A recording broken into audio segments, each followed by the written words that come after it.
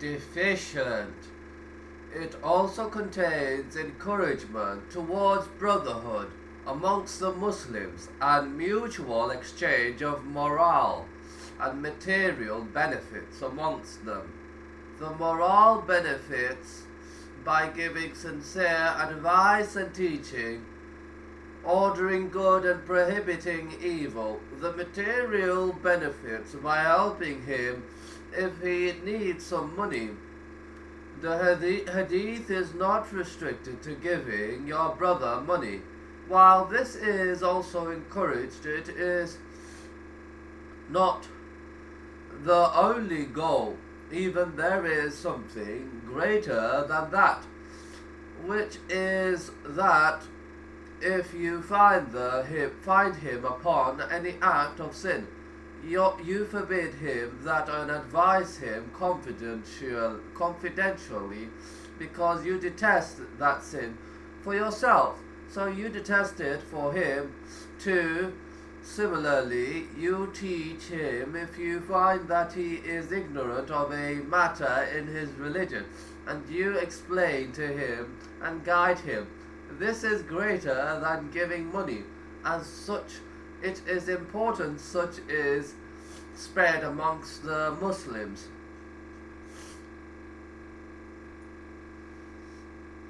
Hadith 14.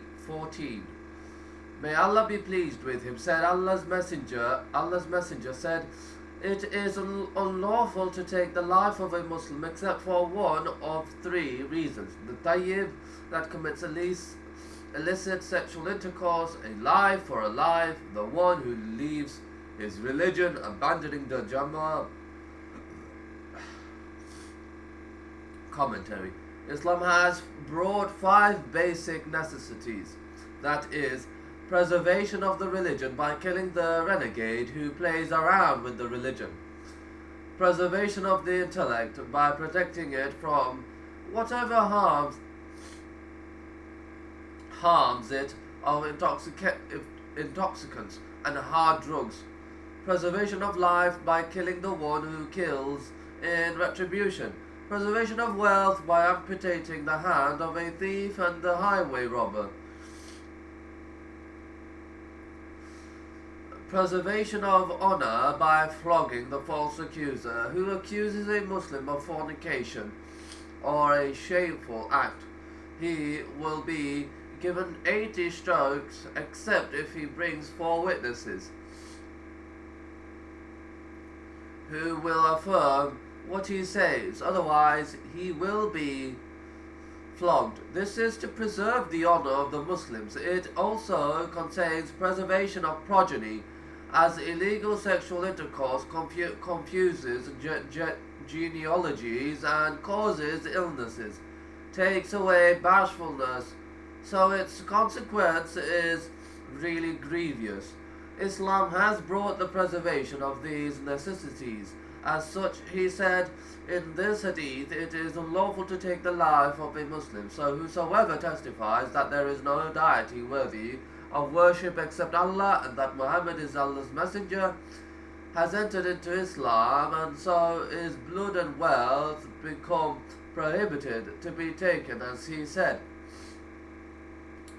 I have been ordered to combat the people until they testify that there is none worthy of worship beside Allah, and that Muhammad is Allah's messenger, and they establish the prayer and give the zakah.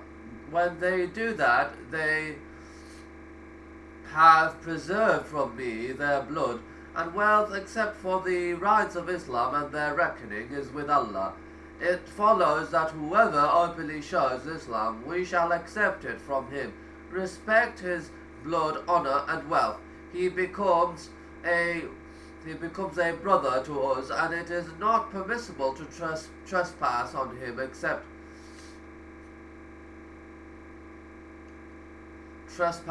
except when he does one of 3 things. Then it will be legitimate to take his blood even when he is a Muslim, in order to protect the necessities those things are. The first, a life for a life, as regards retribution, Allah the Exalted said, "O you who believe, the law of retribution is prescribed for you. Prescribed for you, that is obligated, retribution is obligated if it is demanded by the victim of his relatives, and it is obligatory for the authorities to implement the retribution in order to preserve life," he, the Exalted, said. "And there is a saving of life for you in the law of retribution of O men of understanding, that you may become from the pious. Therefore, if the law of retribution is abandoned, blood will be spilled indiscriminately, and fear and fright will spread in the society. But if a single unjust soul is killed, everyone is protected. The society will be safe, and bloodshed prevented. This is only found in Islam.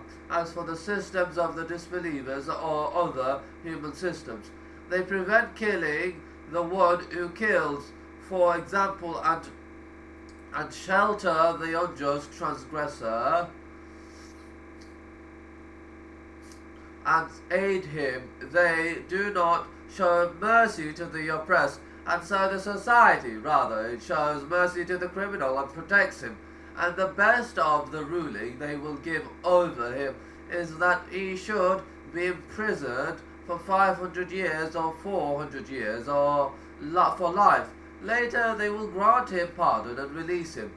So they will only announce that they have given such and such judgment on him, but the implementation will not be there. Even if it were implemented, it does not suffice. There should be severance and taking retribution from him by killing him. This is mercy from Allah, the Mighty and Sublime. The second, the tayyib that commits illicit sexual intercourse. The tayyib is the one who has had sexual intercourse with his wife,